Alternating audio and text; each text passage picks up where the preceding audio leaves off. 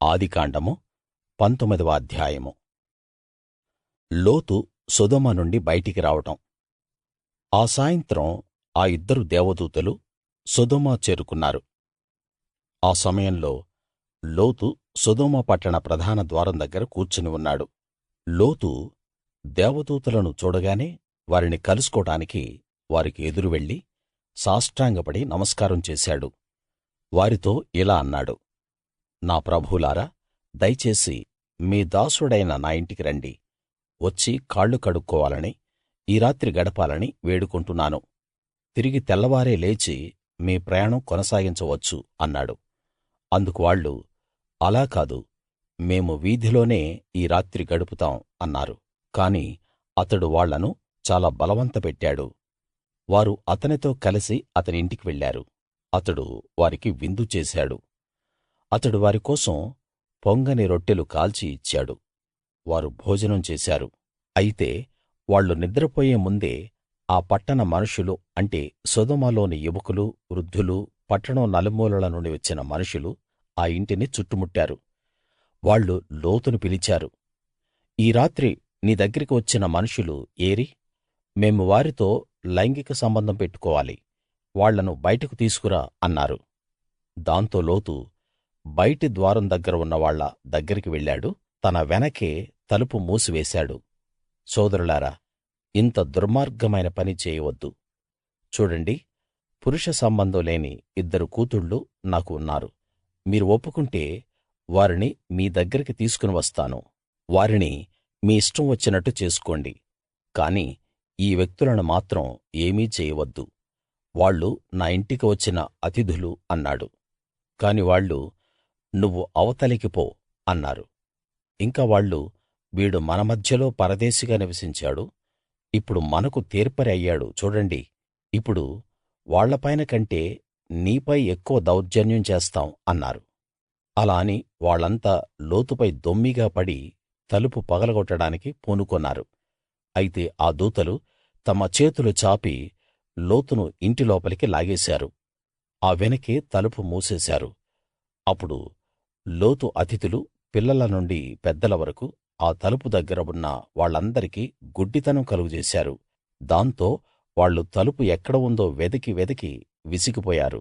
అప్పుడు ఆ దూతలు లోతుతో, ఇక్కడ నీ వారు ఇంకా ఎవరన్నా ఉన్నారా? నీ అల్లుళ్ళు, కొడుకులు, కూతుళ్ళు, ఈ ఊరిలో నీకు కలిగిన వారందర్నీ బయటకు తీసుకురా. మేము ఈ ప్రాంతాన్నంతా ధ్వంసం చేయడానికి వచ్చాం.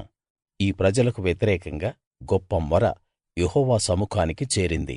అందుకని వాళ్ళను నాశనం చేయడానికి యెహోవా మమ్మల్ని పంపించాడు అన్నారు.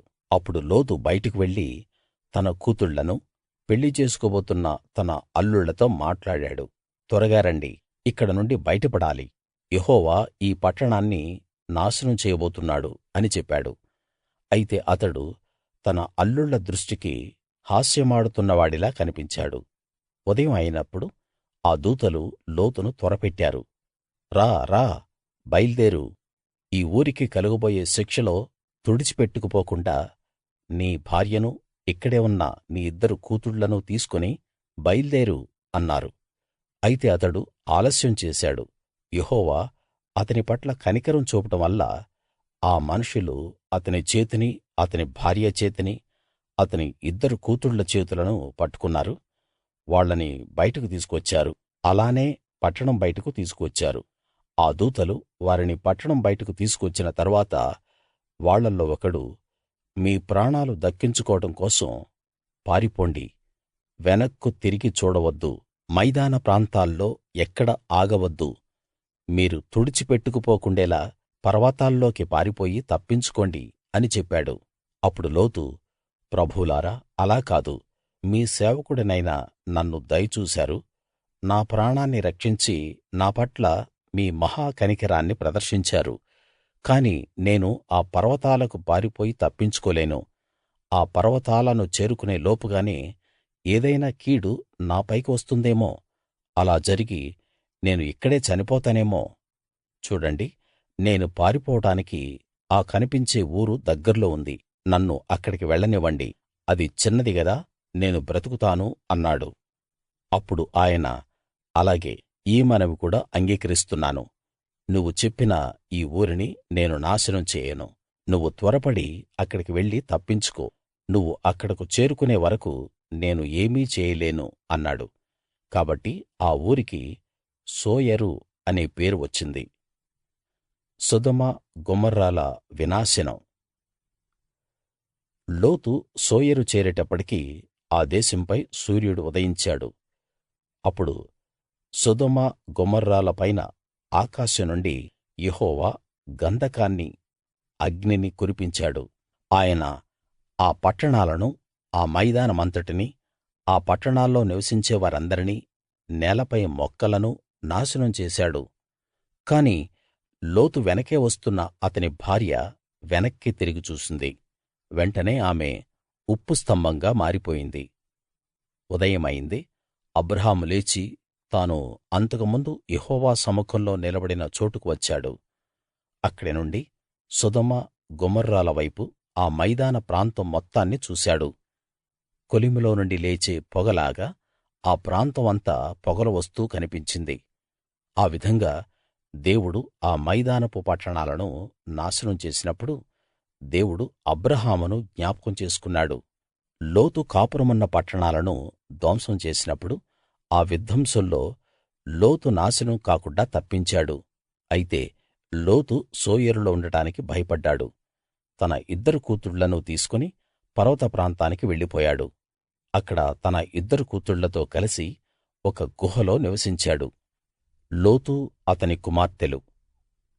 ఇలా ఉండగా అతని పెద్ద కూతురు తన చెల్లితో, నాన్న ముసలివాడయ్యాడు.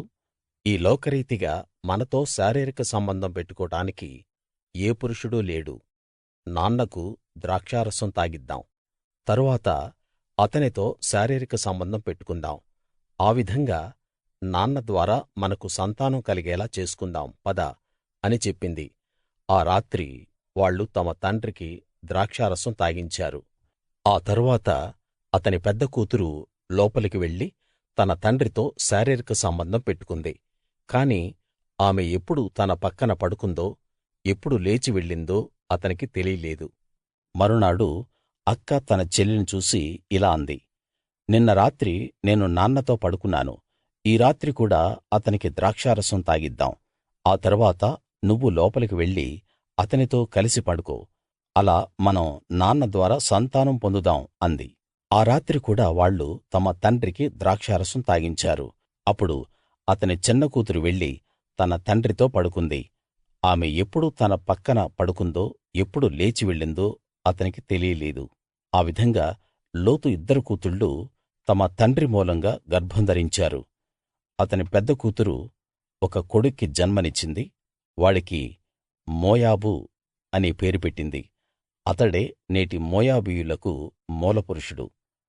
లోతు రెండో కూతురు కూడా ఒక కొడుకుని కని వాడికి బెన్ అమ్మీ అనే పేరు పెట్టింది. నేటి అమ్మోనీయులకు అతడే మూలపురుషుడు.